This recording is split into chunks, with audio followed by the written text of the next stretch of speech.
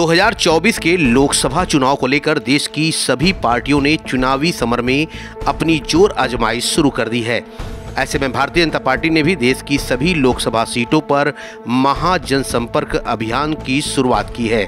इसी के क्रम में आज उत्तर प्रदेश के अमेठी लोकसभा में उत्तर प्रदेश के डिप्टी सीएम केशव प्रसाद मौर्य और बीजेपी के राष्ट्रीय प्रवक्ता शाहनवाज हुसैन के द्वारा अमेठी जनपद मुख्यालय गौरीगंज के जामो रोड स्थित श्री रणंजय इंटर कॉलेज मैदान में संयुक्त रूप से जनसभा को संबोधित किया गया।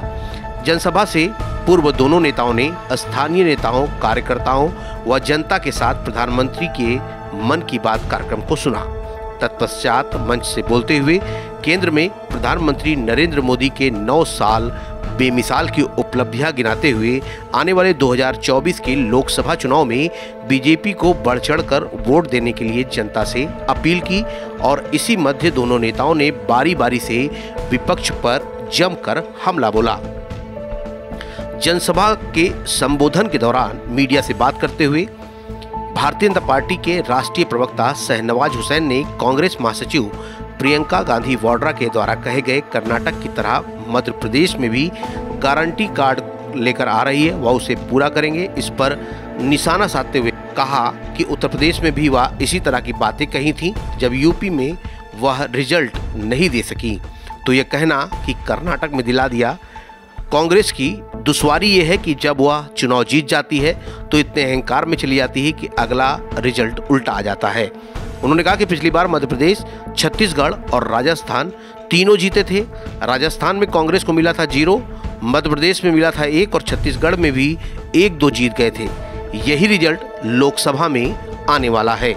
जहां तक विधानसभा चुनाव का सवाल है, कर्नाटक में वोट परसेंटेज हमारा नहीं घटा है, लेकिन ध्रुवीकरण बीजेपी को विरोध में हो गया है और हम हार गए। तो ऐसा हर जगह नहीं होता है। एक जगह डॉल्फिन तैर रही है तो रेगिस्तान में भी वह तैर लेगी, ऐसा नहीं होता है।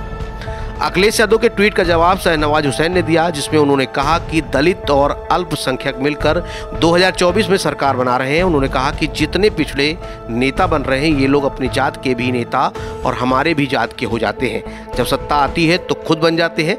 ये जो हिंदुस्तानी मुसलमान है इसको डरा डरा कर वोट ले लेते हैं।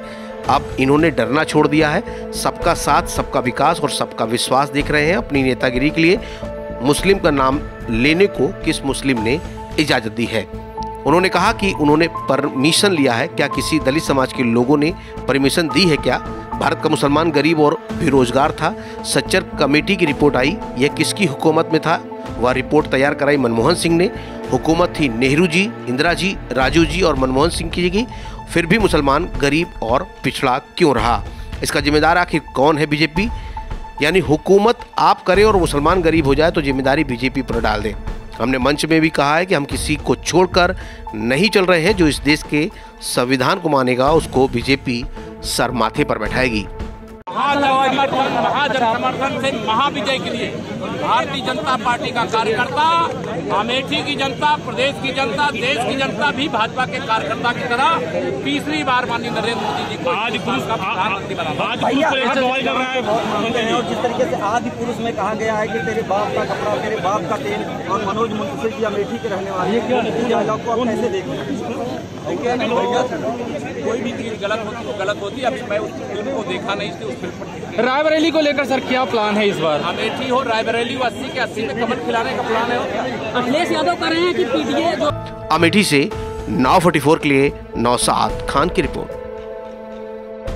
सुल्तानपुर और अमेठी की सबसे पहले और सबसे तेज खबरें देखने के लिए सब्सक्राइब करें नाव 44 न्यूज चैनल।